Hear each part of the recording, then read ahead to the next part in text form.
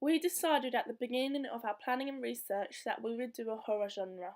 We decided this as we believed that this would be the easiest to challenge and meet the stereotype for. At the start of our planning and research, we looked at different horror films. This is so we could identify the qualities of a horror film trailer. The quality that I found to be a recurring theme is chiaroscuro lighting. This creates a high contrast between the dark background and the illuminating mask.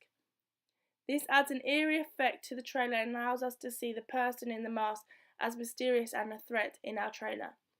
I also found that the costume played a big part in horror films.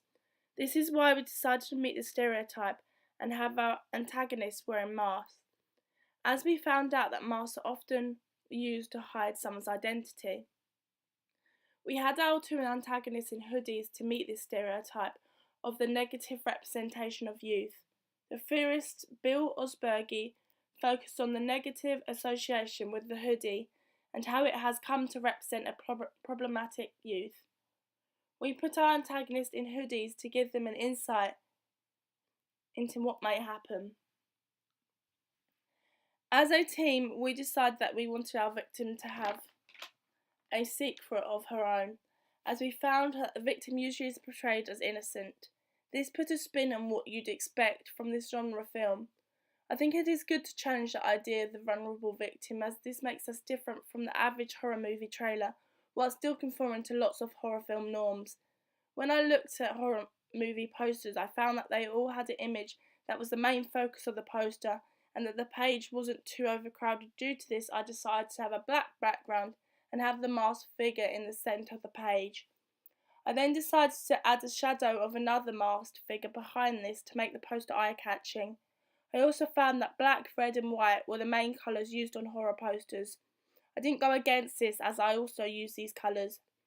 Lastly, I made my title stand out to ensure that it was easily readable for readers, which is very common on horror trailers. When looking at magazine covers, I found that the image usually was in the centre of the page. I found that on Cosmopolitan they usually covered the letter of the logo to make the image seem like it fitted on their magazine. I liked how this looked, therefore incorporated this when I made my own. I decided to give my magazine a puzzle effect background.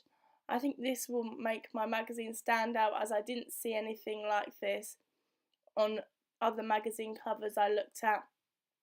Lastly, when looking at magazine covers, I found that exclusive interviews were a common theme that were used to advertise on the front of the cover. I decided to use this as belief that this would make the magazine more interesting to fans of Anonymous and the readers of the magazine.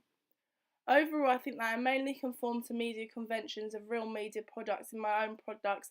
However, I challenged some of these to ensure my work was unique and stood out compared to similar products that might be on the market.